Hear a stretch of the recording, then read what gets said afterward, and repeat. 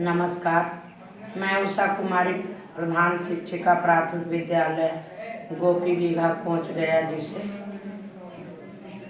The Bihar teacher history maker, मेरा mobile मेरी शिक्षा, #TVT के मंच पर मैं पुनः उपस्थित हूँ आज दूसरे नंबर का ब्लॉग प्रेरक प्रसंग के साथ।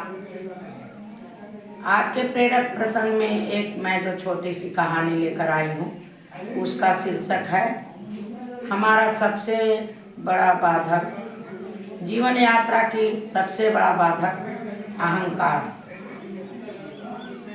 हमारे जीवन की यात्रा में सबसे बड़ी बाधा बाहर की कोई दीवार नहीं, बल्कि भीतर का अहंकार और पूर्ण होने का भ्रम है।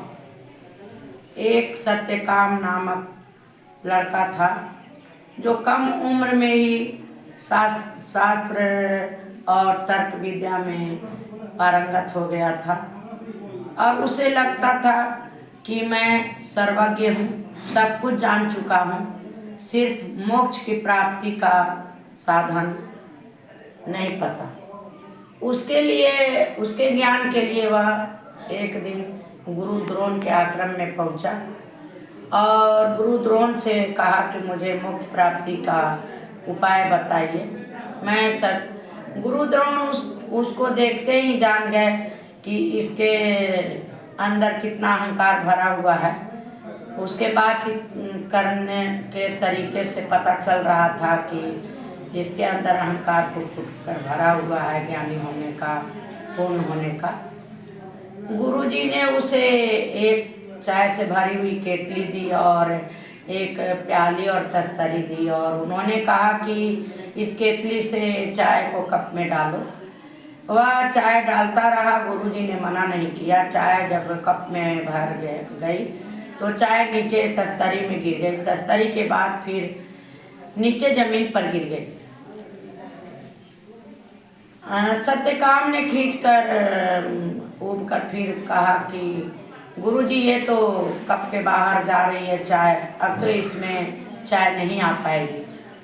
फिर भी गुरुजी ने कहा कि नहीं, अभी डालना है। तो वह आज्ञा को टाल नहीं पाया, क्योंकि उसे तो मोक्ष प्राप्ति का तरीका जानना था। फिर जब बर्दाश्त नहीं हुआ तो वह रुक गया चाय डालने के लिए। तब गुरुजी ने कहा कि जिस तरह कप चाय से भर जाने के बाद और एक्स्ट्रा चाय इसमें नहीं आ रही, उसी तरह तुम्हारे अंदर ज्ञानी होने का अहंकार लबालब भरा हुआ है। अभी मैं कुछ भी मोक्ष प्राप्ति का उपाय बताऊंगा तो वो तुम्हारे अंदर नहीं जाएगा, बाहर छलक जाएगा। ये बात सत्यकाम को समझ में आ गई, लेकिन गुरुजी ने उसकी परीक्षा के लिए एक काम दिया। उन्होंने वो काम करने के लिए तैयार हो गया। गुरुजी ने उसे 400 गायें दी और उन्होंने कहा कि इसे तुम जंगल में लेकर जाओ और तब तक नहीं लौटो जब तक ये गायें 1000 न हो जाए।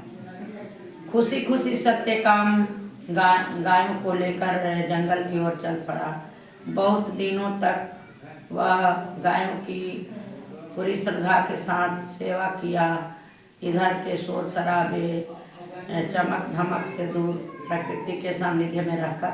और जब गायें 1000 हो गई तब वह फिर गुरुजी के आश्रम लौटा। जब गुरुजी के आश्रम लौटा तो गुरुजी को उसे देखते ही उसके चेहरे से तेज झलक रहा था। अब उसे शास्त्रार्थ की ज़रूरत नहीं थी और किसी तर्क के ज्ञान की ज़रूरत नहीं थी। गुरुजी ने अपने आश्रम में अध्ययनरत शिष्यों से कहा कि अब ये अंदर से गुणवान हो गया है, इसे सब कुछ का समझ आ गया है और अहंकार उसके अंदर का नष्ट हो गया था। तो इस कहानी से हमें शिक्षा मिलती है कि जब तक हम अपने अंदर के पूर्ण होने का भ्रम और अहंकार को त्याग कर, जब हम पूरे मन से, सच्ची श्रद्धा से, सेवा भाव से कोई काम करने को तत्पर नहीं होते और सीखने को आतुर नहीं होते, तब तक हम कोई भी चीज़ नहीं सीख पाएंगे। और सच्चा सीखना तभी संभव है जब हम अहंकार को त्याग दें। उम्मीद है आपको ये कहानी अच्छी लगी होगी और जुड़े रहिए हमारे साथ टीवीटी के मंच पर इस तरह की प्रेरक कहानियाँ सुनने के लिए। धन्यवाद, नमस्कार।